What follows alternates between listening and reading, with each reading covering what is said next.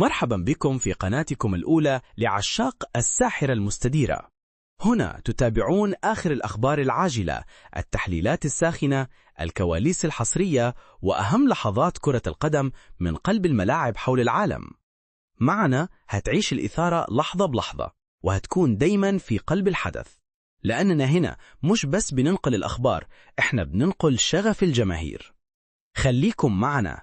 البداية من هنا. إيقاف الونش. وقعت رابطة الأندية المحترفة عقوبة الإيقاف على محمود حمدي الونش لمدة 3 مباريات، إلى جانب فرض غرامة عليه قيمتها 50,000 جنيه، وجاء ذلك بسبب الاعتداء على لاعب من الفريق المنافس أثناء كرة مشتركة أو بدون كرة.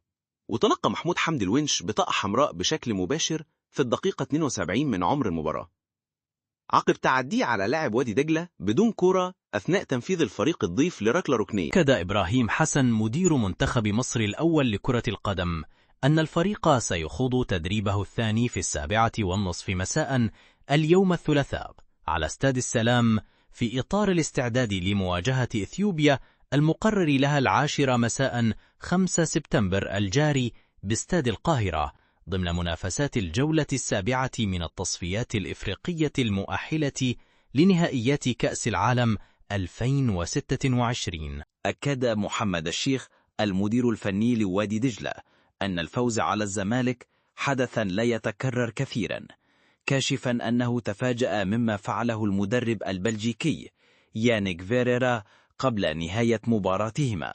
وأضاف: تفاجأت بما فعله يانيك فيريرا مدرب الزمالك معي بعدما جاء لي وهنأني على الفوز قبل نهاية المباراة.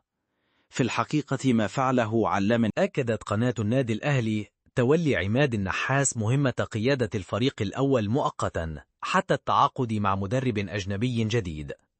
وقال أحمد شوبير مقدم البرنامج الرئيسي على قناة الأهلي: إدارة النادي لن تستعجل التعاقد مع مدرب أجنبي جديد بعد رحيل ريبيرو، خاصة أنها تملك عدة سير ذاتية لمدربين مرشحين، لذا قررت أن تحصل على وقتها لدراسة هذا الملف. تسبب عطل في أحد أجهزة الكمبيوتر في نادي جريمسي تاون في توقيع عقوبة اليوم الثلاثاء على النادي الذي اشتهر في الأيام الأخيرة بإقصاء مانشستر يونايتد من دور 32 في كاس كاراباو هذا الموسم.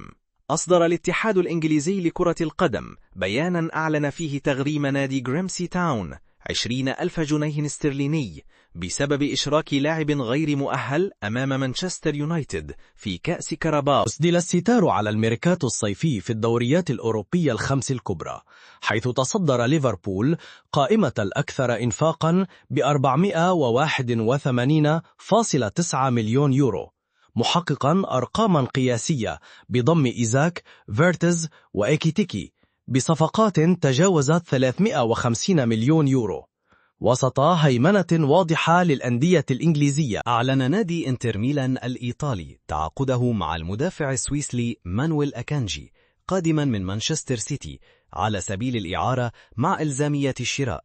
وبحسب شبكة سكاي في إيطاليا تبلغ قيمة الإعارة 900,000 جنيه استرليني مليون يورو، مع إلزامية شراء اللاعب مقابل 13 مليون جنيه استرليني 15 مليون يورو. أعلن نادي مانشستر سيتي التعاقد رسميا مع الإيطالي جان لويجي دوناروما حارس مرمى باريس سان جيرمان السابق.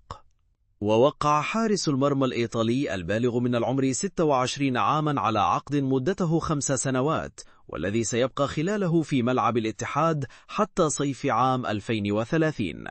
وجاء تعاقد مانشستر سيتي مع دوناروما بعد رحيل إيدرسون إلى فنربخشة التركي.